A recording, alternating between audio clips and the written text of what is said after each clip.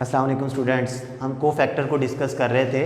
को फैक्टर के बारे में ज़रा इसको रिकॉल कर लेते हैं, फिर आगे चलते हैं। को फैक्टर के बारे में हमने ये कहा था कि some enzyme consist of only protein, कि कुछ एंजाइम तो सिर्फ प्रोटीन से बने हुए हैं, उन्हें ड्राइवर चाहिए ही नहीं, वो खुद ही ड्राइव करते हैं। जबकि कुछ एंजाइम्स को अपने आप को प्रॉपर तरीके से फंक्शन करने के लिए एक ड्राइवर चाहिए होता है, एक नॉन प्रोटीन पार्ट चाहिए होता है। उस नॉन प्रोटीन पार्ट को हमने क्या कहा था जी? को फैक्टर। और को फैक्टर काम क्या करता है? ब्रिज के तौर पर। ब्रिज का मतलब था यहाँ पे लिंक कर रहा है, किसको लिंक कर रहा है? सबस्ट्रेट और एंजाइम को। बच्चे को फैक्टर के हमारे पास 3 टाइप्स हैं, 3 टाइप्स के को फैक्टर यूज़ होते हैं: एक्टिवेटर, प्रोस्थेटिक ग्रुप और को एंजाइम। ठीक है, एक्टिवेटर किसे कहते हैं? आपने एक एक वर्ड याद रख लेना बस। एक्टिवेटर कहते हैं if cofactor is detachable in organic ion, यानी अगर को फैक्टर ऐसा हो कि वो अटैच भी हो सके एंजाइम के साथ और फिर उतर भी सके, इसका मतलब डिटैचेबल और साथ साथ वो क्या कैरेक्टर रखता हो, वो इनऑर्गेनिक आयन हो, तो ऐसे को फैक्टर को साइंटिफिक टर्मिनोलॉजी में क्या कहते हैं जी? एक्टिवेटर। एग्जांपल आ जाती है जी हमारे पास मैग्नीशियम आयन, जिंक आयन और आयरन आयन। ठीक है, और अगर को फैक्टर एंजाइम के साथ बहुत स्ट्रांगली आके अटैच हो जाता है, कोवलेंट बॉन्ड बना लेता है, तो इस चीज़ को हम क्या कहते हैं जी? Prosthetic group. For example flavin adenine dinucleotide एक प्रोस्थेटिक ग्रुप है, इसके बारे में 11th चैप्टर में पढ़ेंगे। Coenzyme if cofactor is loosely bound to enzyme, अगर को फैक्टर लूजली, अगर डिटैचेबल और इनऑर्गेनिक आयन है तो एक्टिवेटर, अगर स्ट्रांगली अटैच है तो प्रोस्थेटिक ग्रुप, और अगर लूजली अटैच है तो फिर क्या है जी? को एंजाइम। को एग्जांपल को एंजाइम की एग्जांपल आ जाती है nicotine adenine dinucleotide, nicotinamide adenine dinucleotide NAD positive, ये हमारे पास को एंजाइम की एग्जांपल है। और याद रखिएगा कि को एंजाइम बहुत ज़्यादा सिमिलर हैं विटामिन्स के साथ। ठीक है, ये अक्सर MCQs में आता है, ये इस तरीके से भी आ जाता है। आप ये भी कह सकते हैं कि कई दफ़ा विटामिन्स को यूज़ किया जाता है किसको बनाने के लिए? को एंजाइम को बनाने के लिए। इन दोनों के स्ट्रक्चर्स आपस में काफ़ी मिलते हैं, तो ये चीज़ आपको इस तरीके से भी पूछ सकता है। मैं यहाँ पे लिख देता हूँ, विटामिन्स आर रॉ मटीरियल, यानी कई दफ़ा कई को एंजाइम को बनाने के लिए किसको यूज़ किया जाता है जी? विटामिन्स को। Vitamins are raw material for coenzyme. तो दोनों तरीके से वो MCQs पूछ सकता है। आपने बस ये बात याद रखनी है कि ताल्लुक है, किसका ताल्लुक है जी? विटामिन्स और को एंजाइम का। अक्सर अवकात विटामिन्स को यूज़ किया जाता है किसको बनाने के लिए? को एंजाइम को, क्योंकि इनका स्ट्रक्चर भी काफ़ी मिलता है और इनका फंक्शन भी काफ़ी मिलता है। बच्चे नेक्स्ट अब हम पढ़ते हैं जी, हमारे पास टाइप्स ऑफ को फैक्टर हो गई हैं। नेक्स्ट एक बहुत इंपॉर्टेंट शॉर्ट क्वेश्चन है जी हमारे पास।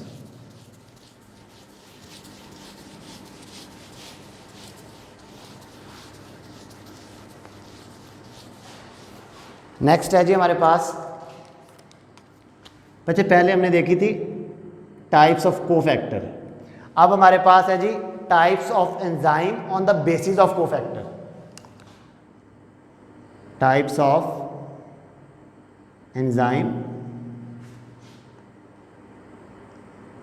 On the basis of cofactor. अब हमने टाइप्स बनानी है, किसकी टाइप्स बनानी है? पहले हमने को फैक्टर की टाइप्स बताई थी, अब हमने टाइप्स बतानी है एंजाइम की, लेकिन किसकी बेस पर बतानी है जी? ऑन द बेसिस ऑफ को फैक्टर। ये बड़ा इंपॉर्टेंट शॉर्ट क्वेश्चन है, ये आप लोगों ने एज इट इज़ नोट कर लेना, जैसे मैं यहाँ पे आपको नोट करवाऊंगा। ठीक है, क्योंकि बुक में ज़रा इसकी हेडिंग्स ही बनी हुई। तो बच्चे इसको स्टार्ट करते हैं ज़रा। ये क्वेश्चन है क्या हमारे पास? कौन सी 2 टाइप्स हमारे पास पाई जाती हैं एंजाइम की? कौन सी 2 बेसिक टाइप हैं को फैक्टर की बेस पे? ठीक है, तो सबसे पहले टाइप है जी एपो एंजाइम, और दूसरी टाइप है जी हमारे पास होलो एंजाइम। बच्चों को ये क्वेश्चन आता होता है, यानी उन्हें याद होता है, रिमेंबर होता है, लेकिन अक्सर अवकात बच्चे इस क्वेश्चन को रिवर्स लिख देते हैं, यानी होलो एंजाइम के सारे करैक्टर लिख देते हैं एपो में, और एपो के किस में लिख देते हैं जी? होलो में। मैं आपको एक चीज़ बताऊंगा, आपने वो वर्ड याद रखना है जिससे आपको कभी भी कन्फ्यूजन नहीं होगी। आपने होलो का मतलब याद रखना है। ये जो वर्ड होलो है, इसका मतलब यहाँ पे होता है जी कंप्लीट। होलो का मतलब क्या होता है जी? कंप्लीट। ठीक है, आपने कंप्लीट का वर्ड याद रखना है। होलो का मतलब क्या होता है? कंप्लीट। अच्छा जी, मैं अब आपको एक एग्जांपल देता हूँ। 2 बसेस हैं, एक टर्मिनल पर, बस अड्डे पर 2 बसेस खड़ी हैं रेडी बिल्कुल। एक बस के पास ड्राइवर है और दूसरी के पास नहीं है। दोनों में से कंप्लीट कौन सी होगी? ज़रा सोचें। जाहिर बात है जिसका ड्राइवर उसके पास है। तो एंजाइम भी 2 किस्म के होते हैं, एक वो जिसके पास उसका ड्राइवर या कोफैक्टर मौजूद होता है, और एक वो जिसके पास उसका ड्राइवर या कोफैक्टर मौजूद नहीं होता। तो खुद सोचें, कंप्लीट एंजाइम, होलो का मतलब क्या था? कंप्लीट। तो कंप्लीट एंजाइम कौन सा होगा? जिसके पास उसका ड्राइवर या कोफैक्टर मौजूद है। मैं डिफाइन लिखता हूँ ज़रा इसकी। कहता है जी द एंजाइम विद इट्स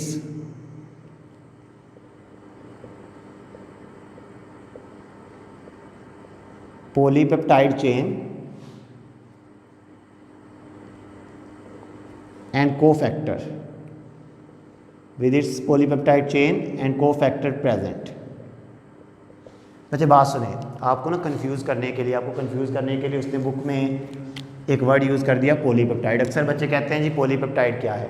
अगर मैं थोड़ी सी रफ समरी में आपको बताऊं, असल में बच्चे इस तरीके से होता है कि अमीनो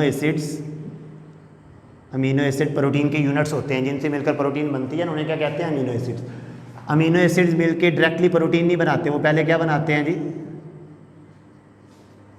पॉलीपेप्टाइड चेन, और फिर पॉलीपेप्टाइड चेन मिलके क्या बनाती है?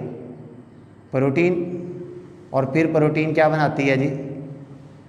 ये लेवल ऑफ ऑर्गेनाइजेशन इस तरीके से होता है। अमीनो एसिड छोटे छोटे यूनिट्स हैं, इनके बारे में पढ़ेंगे आगे। अमीनो एसिड मिलके क्या बनाते हैं? पॉलीपेप्टाइड चेन क्या बनाती हैं? प्रोटीन्स क्या बनाती हैं? Enzyme.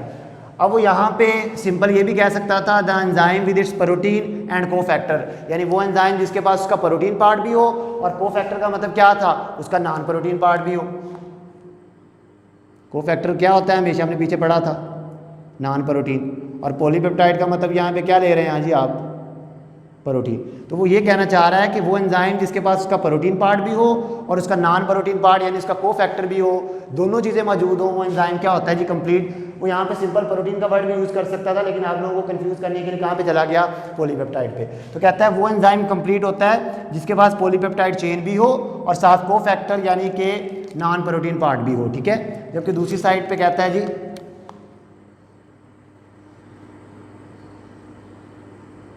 The enzyme with its polypeptide chain only।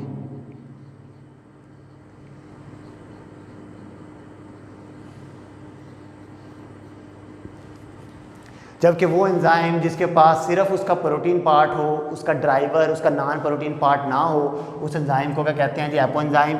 आपने वर्ड याद रखना है, होलो का मतलब कंप्लीट वही होता है जिसके पास पॉलीपेप्टाइड यानी प्रोटीन पार्ट भी हो और कोफैक्टर यानी कि नॉन प्रोटीन पार्ट भी हो।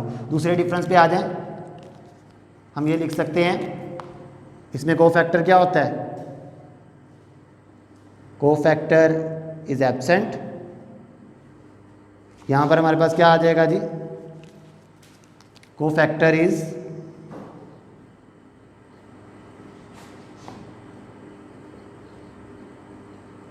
कोफैक्टर क्या है यहाँ पे? प्रेजेंट, ठीक है। यानी होलो का मतलब क्या था? कंप्लीट एंजाइम वही होता है जिसके पास पॉलीपेप्टाइड चेन यानी प्रोटीन पार्ट भी हो, यानी खुद एंजाइम भी हो और साथ उसका ड्राइवर यानी नॉन प्रोटीन पार्ट भी हो। जबकि एपो एंजाइम वो होता है जिसके पास सिर्फ पॉलीपेप्टाइड चेन यानी प्रोटीन वाला पोर्शन हो, नॉन प्रोटीन ना हो। इसमें कोफैक्टर एब्सेंट है, इसमें कोफैक्टर प्रेजेंट है। अब आप मुझे खुद सोचिए, बताएं, ये वो बस है या एंजाइम है जिसके पास प्रोटीन भी है, नॉन प्रोटीन भी है, एंजाइम खुद भी है, ड्राइवर भी है। जबकि इसके पास सिर्फ एंजाइम है, ड्राइवर नहीं है। तो दोनों में से एक्टिव कौन सा होगा? जाहिर बात है जो कंप्लीट है वो क्या होता है जी? एक्टिव। तो इसको हम कहते हैं it is an activated enzyme. ये एक एक्टिवेटेड एंजाइम है। जबकि इसके बारे में हम कहते हैं it is an inactivated enzyme. ये क्या है जी? ये एक इनएक्टिवेटेड एंजाइम है, काम नहीं करता है एपो एंजाइम, ठीक है। लास्ट पे बच्चे इसकी एग्जांपल्स मेंशन करते हैं, ठीक है। 4 डिफरेंस आपने पेपर में लिखने हैं। शॉर्ट क्वेश्चन में जहाँ पे भी डिफरेंस वाली चीज़ आए कोशिश करें कि 4 डिफरेंस अगर बनते हैं तो 4 लाजमी लिखें। ये नेम आप लोगों ने सुने होंगे, पेप्सिनोजिन स्टमक में रिलीज़ होता था, 9th क्लास में हमने पढ़ा था, 12th चैप्टर में दोबारा पढ़ेंगे।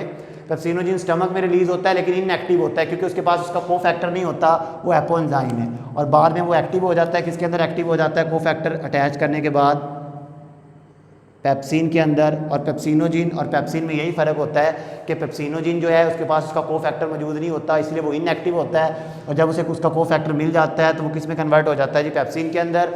इस लेक्चर में बेसिक हमने डिस्कस किया कि हम एंजाइम को कैसे क्लासीफाई कर सकते हैं, किसकी बेस पे, कोफैक्टर की बेस पे। तो दो टाइप है, एपो एंजाइम, होलो एंजाइम। होलो का मतलब क्या था, कंप्लीट, यानी वो एंजाइम जिसके पास जो कंप्लीट है, यानी जिसके पास प्रोटीन पार्ट भी है। पॉलीपेप्टाइड चेन का मतलब क्या ले सकते हैं आप, प्रोटीन पार्ट, जिसके पास प्रोटीन पार्ट भी है और साथ साथ कोफैक्टर यानी ड्राइवर या नॉन प्रोटीन पार्ट भी है, वो कंप्लीट है। जिसके पास सिर्फ प्रोटीन पार्ट है वो एपो एंजाइम है, इसमें कोफैक्टर एब्सेंट है, इसमें कोफैक्टर प्रेजेंट है। जारी बात है, जब ये कंप्लीट है, कोफैक्टर प्रेजेंट है तो ये एक्टिवेटेड है, इसके पास कोफैक्टर नहीं है तो ये क्या है, इनएक्टिवेटेड है। इसकी एग्जांपल पेप्सिनोजिन, इसकी एग्जांपल पेप्सिन। आई होप आपको लेक्चर समझ में आ गया होगा। अगर इसमें कोई भी आपको कन्फ्यूजन है तो आप मुझे आस्क कर सकते हैं मेरे व्हाट्सएप नंबर पे। अल्लाह हाफिज़, शुक्रिया।